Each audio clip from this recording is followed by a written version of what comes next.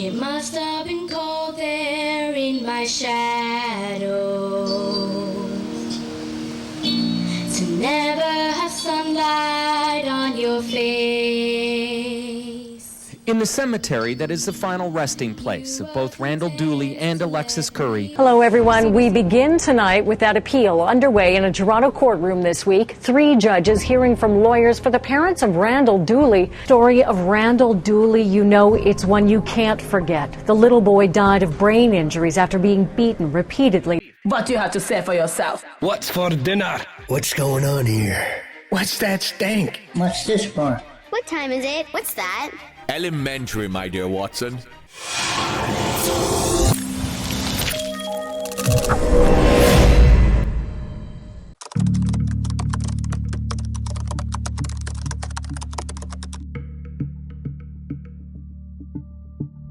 Welcome back to the gripping and often shadowed corners of Watson's world. I'm Kevin Watson, and today's journey takes us through a narrative that's as harrowing as it is deeply moving. A quick word of caution before we begin. Today's tale weaves through some deeply disturbing events. It's a story that may stir your emotions profoundly. So please consider this as a listener discretion advisory. Now let's unravel this mysterious tale that continues to echo through the heart of Toronto, leaving its indelible mark on the city's soul. Our tale begins on a seemingly ordinary morning, September 25th, 1998. It's 7:20 a.m. and Darren Watts, owner of Watts Funeral Home in Toronto, is prepping for his day. But what's about to unfold is anything but ordinary.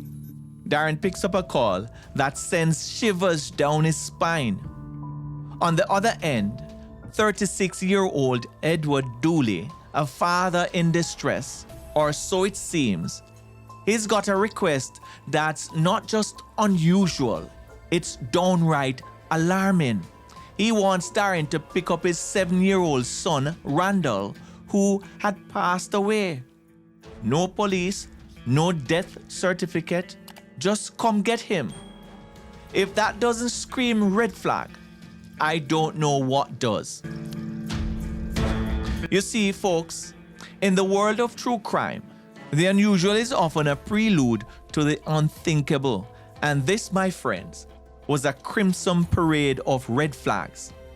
Darren's professional instincts kick in. He knows the drill. No police, no coroner, no pickup. But Edward's story of a tragic bunk bed fall doesn't add up. Enter 32-year-old Marcia Dooley, the stepmother.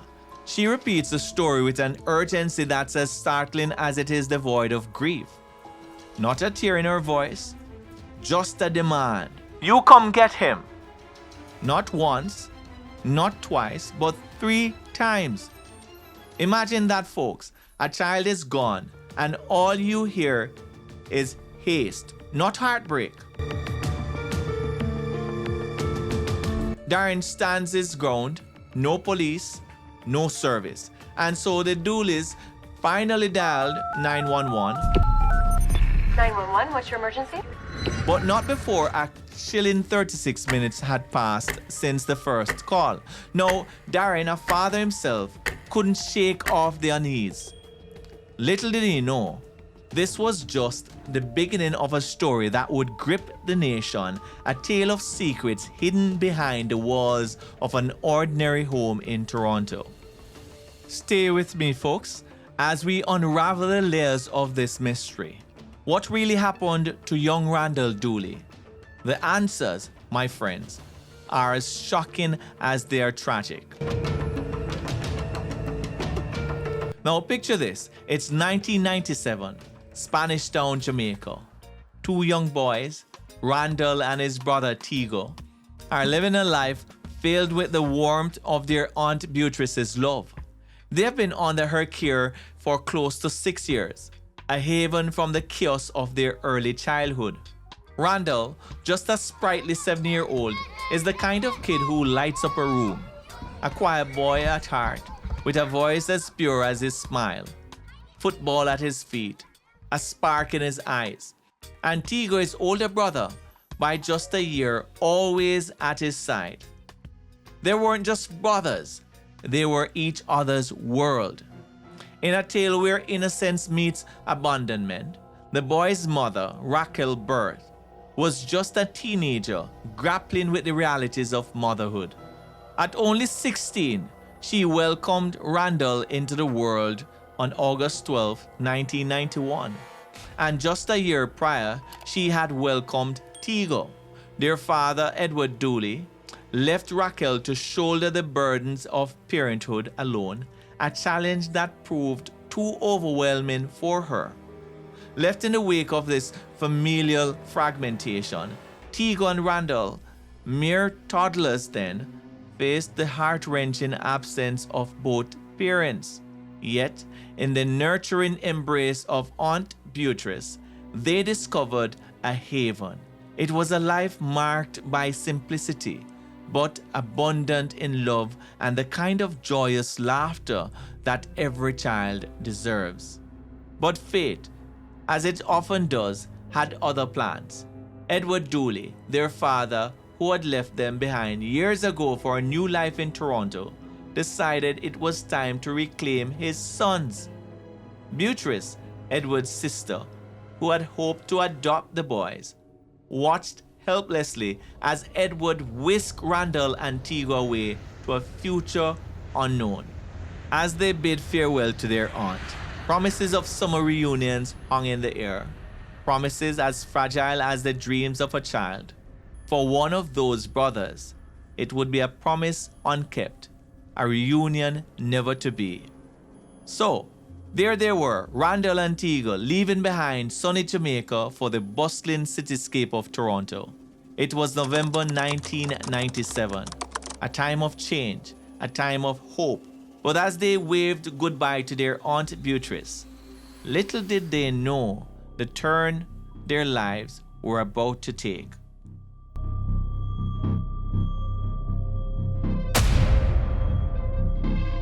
Fast forward to their new life in Canada. Imagine a new country, new home, new family. Everything is different, and not in the way the boys might have hoped. Their father, Edward, and his wife, Marcia, they're strangers to Randal and Tigo, guardians who were supposed to offer safety, warmth, and love. But as we'll soon discover, reality can be a stark contrast to expectation. Let's take a moment to consider this. Two young boys, uprooted from their familiar world, placed in an environment that's foreign in every sense. Randal, the extroverted, football-loving, choir-singing boy, and his brother Tigo, each other's anchor, now navigating these uncharted waters. It's a situation ripe for challenges, but no one could have predicted the extent of the trials they were about to face.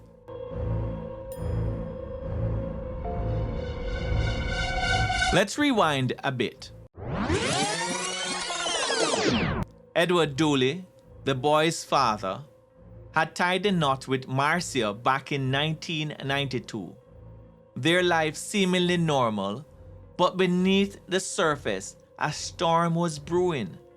For 5 long years, they tried to have a child.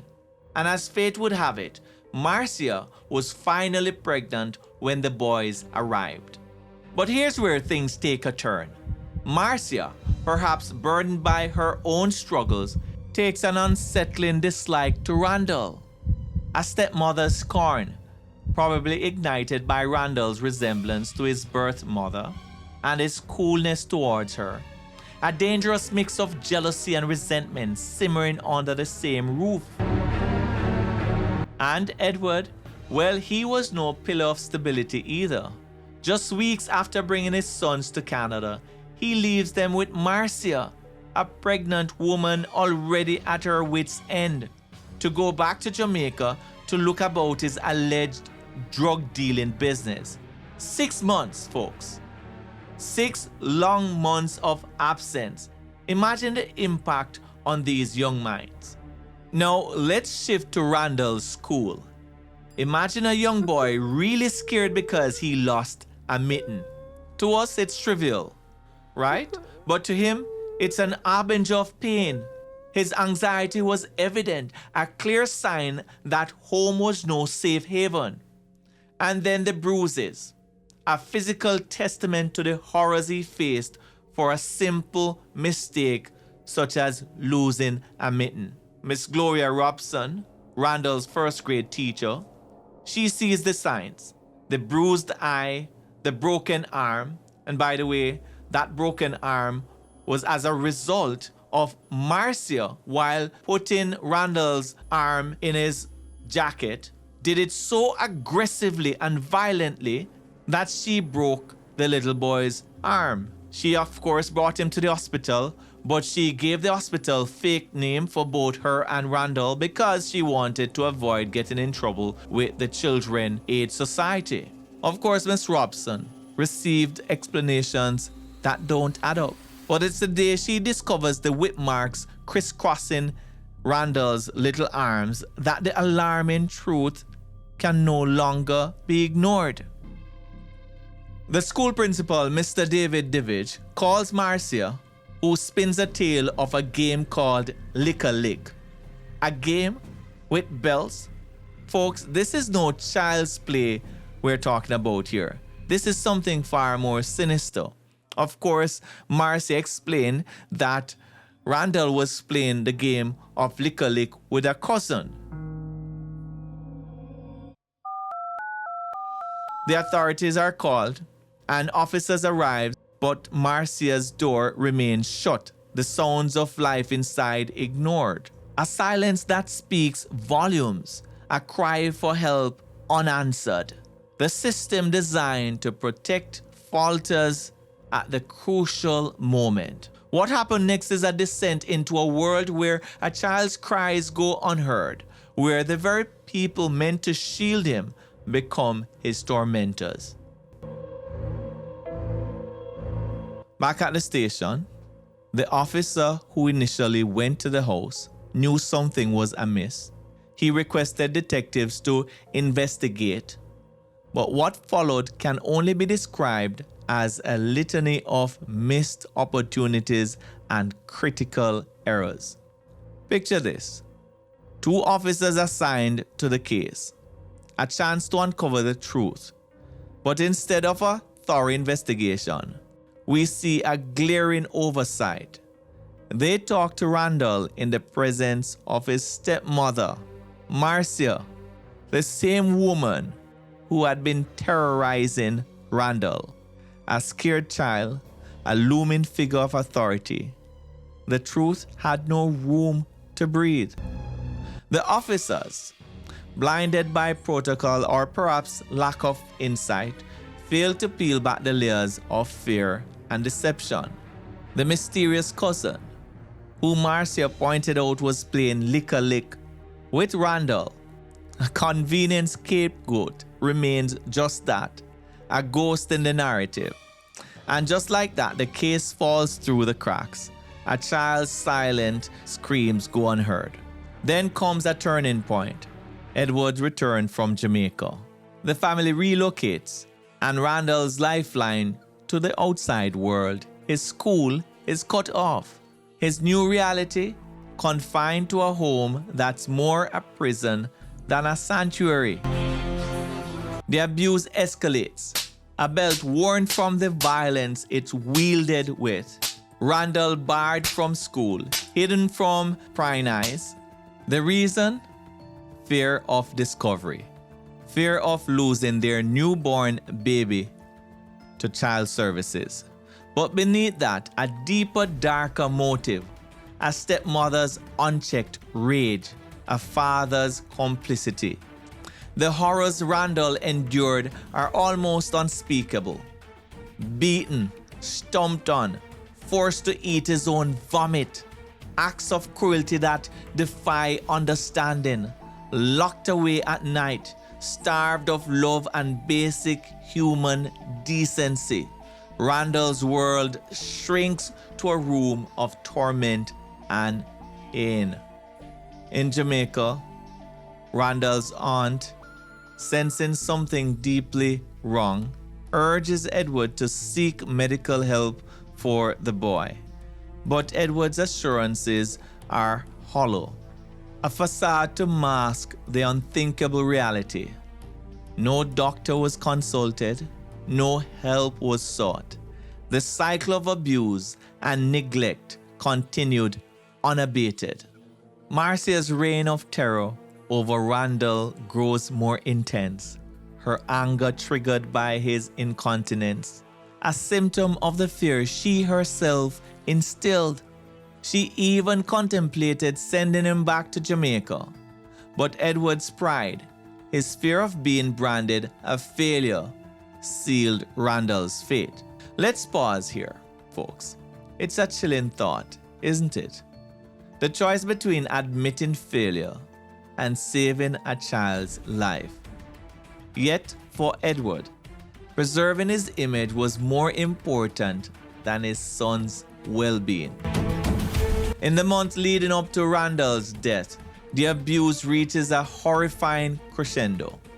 Beaten with a broomstick, knocked down, shamed, and then that fateful day, September 24th, Randal, struggling to eat a bizarre mix of cornflakes and hot dogs, vomiting repeatedly, a clear sign of his deteriorating condition.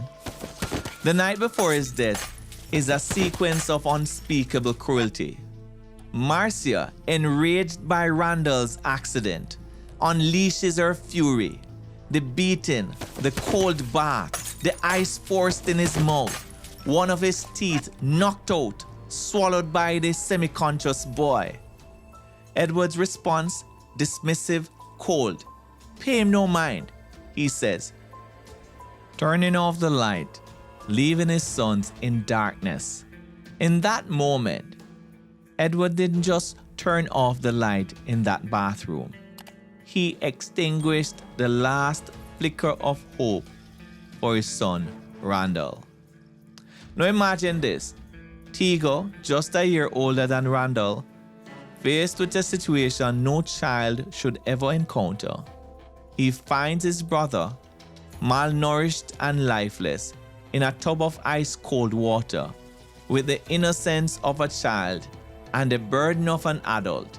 He lifts his brother out, dresses him in warm pajamas, and tucks him into bed, hoping against hope to warm him back to life.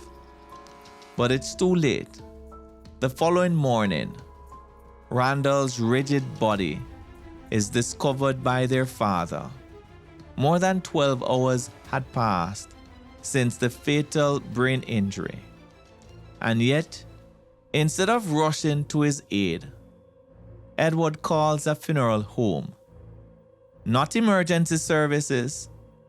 His priorities, disturbingly misplaced. When the paramedics finally arrive, the scene they encounter is one of chilling indifference. Edward more concerned with his lunch than the lifeless child upstairs. Marcia showing no emotion, no tears, just a cold, detached demeanor. As the emergency workers ascend to Randal's makeshift deathbed, what they find is a tapestry of suffering etched onto his tiny body. Bruises, scars, the undeniable evidence of relentless abuse. It's a sight that pierces the soul, a silent testimony to the horrors Randal endured. Folks, as we close this chapter, we're left to grapple with the painful question: how did we, as a society, fail this child so profoundly? How many signs were missed? Cries for help ignored. Randal's story is a stark reminder of the darkness that can hide behind closed doors, and the precious lives that can be lost when we fail to look closely enough. The police, now fully aware of the horrors that transpired in the Dooley household, begin their grim task. They seize items from the house, soiled clothes, a bungee cord ominously hanging in the living room, belts that tell a silent story of abuse. One belt found behind the toilet, another in the master bedroom. This second belt, more weapon than clothing, a chilling assembly of imitation bullets. Each time, a piece of the puzzle in Randal's untold suffering. Now, let's turn to Edward, brought in for questioning. His story, a shifting narrative of contradictions. One moment he's telling the police that it was a tragic accident, the next, a claim of self-inflicted harm. A father's tales, as implausible as they are heartless. In a 107-minute videotaped interview, Edward's demeanor is unsettling. Calm, sometimes smiling or laughing, as he weaves his version of events. He paints his dead son as a clumsy, accident-prone, resistant to mothering, a narrative as far from the truth as one can imagine. Folks, it's moments like these that challenge our understanding of human nature. How can a father, faced with the loss of his child, respond with such cold detachment? How can the truth be blatantly distorted? As the investigation unfolds, the layers of deception and cruelty are peeled back, revealing the stark reality of life marked by violence and neglect. Randal's story, a tragic testament to the failures of those who should have been his protectors. Marcia's police interview paints a picture of denial and deflection. Her repeated refrain, "Speak to his father," echoes in a void of responsibility. But the autopsy tells the true, horrifying story of Randal's suffering. The autopsy reveals a tapestry of abuse, a brain injury from violent shaking, and a blunt blow emerging in both optic nerves, fractured ribs, a lacerated liver. The injuries speak of a life lived in constant fear and pain. The 7-year-old boy was found dead in his bunk bed in Scarborough in September 1998. An autopsy revealed Randal Dooley was covered in scars and bruises, 13 broken ribs, a lacerated liver, and a tooth in his stomach. Now imagine this. Randal's body, weighing a mere 41 pounds, bore the marks of his brutal reality. Defensive wounds on his arms, a spine fracture, a tooth swallowed during a violent episode. His last hours were not just painful, they were a testament to a life of unrelenting torture. In this darkness, the only glimmer of compassion came from his brother, Tigo, a stark contrast to Edward and Marcia's indifference. They were too busy dealing with the Children's Aid Society, trying to retain custody of their other children to arrange a funeral for Randal. As the community rallied to mourn Randal, donations poured in for his funeral, a collective expression of grief and solidarity. Hundreds gathered to mourn a boy they never knew, yet whose story touched their hearts deeply. The trial, spanning 3 months, made headlines across Canada. The devastating details of Randal's brief life were laid bare for all to see. The jury heard from 61 witnesses, saw 92 pieces of evidence, each painting a picture of a life marred by unimaginable cruelty. In the end, the verdict was as clear as it was damning. Marcia Dooley, the stepmother who inflicted most of the abuse, and Edward Dooley, the father who turned a blind eye, were convicted of second-degree murder for the death of Randal. Randal Dooley's father is asking that his conviction be overturned because he says he wasn't with his son when Randal received the blow that killed him. Yesterday, his lawyer argued that Tony Dooley's only part in Randal's death was that he failed to protect his son. But the Crown today disagreed, arguing that Tony Dooley knew his wife Marcia was severely abusing his son, that he didn't stop her, and that encouraged Marcia to keep abusing the 7-year-old. Marcia is a loaded gun. Tony is leaving his child to play Russian roulette with a loaded gun. He knows by virtue what's going to happen. Justice Eugene Hewashuk characterized Edward as a coward for ignoring his son's plight. Marcia, the vengeful, cruel stepmother, as the judge declared, was sentenced to life in prison, eligible for parole after 18 years. Edward received a similar sentence, with eligibility for parole after 13 years. The jury chose murder over manslaughter, acknowledging the intentional harm that led to Randal's death. Neither Marcia nor Edward took the stand at their trial. Marcia maintained her innocence, even through a failed appeal. Edward, on the other hand, painted a picture of regret and rehabilitation during his parole hearing, but his actions spoke louder than his words. In the wake of the trial, the community grappled with the hard truths uncovered. Randal's story became a rallying cry for change, a reminder that we must all be vigilant, that we must protect the innocent and speak for those who cannot speak for themselves. Now, folks, Marcia Dooley, the stepmother convicted for her central role in Randal's abuse, faced a long stint in prison. Her journey in incarceration saw her obtaining a high school diploma and completing various training and counseling courses. Despite these efforts, her parole was denied in 2020. The Parole Board of Canada expressed concerns about her inability to fully accept responsibility for her crime.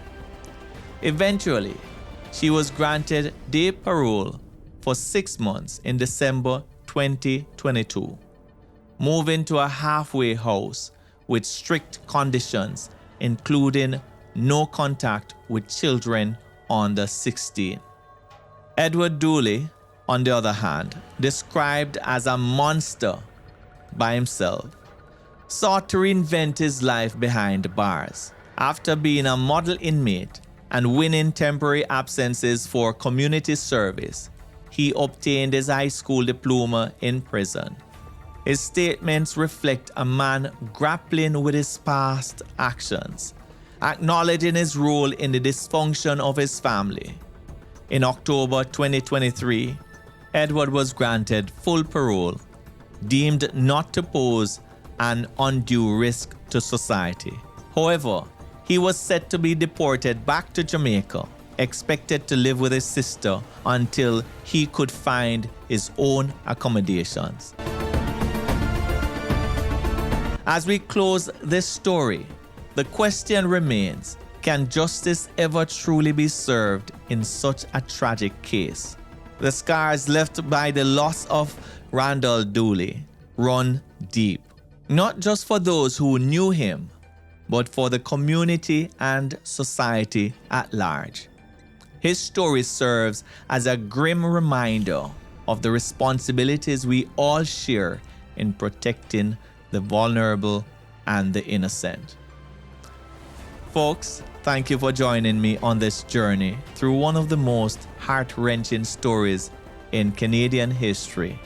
In Watson's World, we remember Randal Dooley not just as a victim, but as a symbol of the urgent need for vigilance and compassion in our communities. My wonderful people, as per usual, If this is your first time visiting this channel, go ahead and click on the subscription button right now. Also, click on the notification bell so that you'll be alerted every time I upload a new video. You can follow me on Instagram, X, and Facebook at The Noble Cop. And just so that you know, I'm always happy to hear from you guys. I love seeing the comments. I do read all of my comments, guys. For those of you who want to communicate with me directly, you can also email me at thenoblecop@gmail.com. Until next time, my beautiful people, walk good.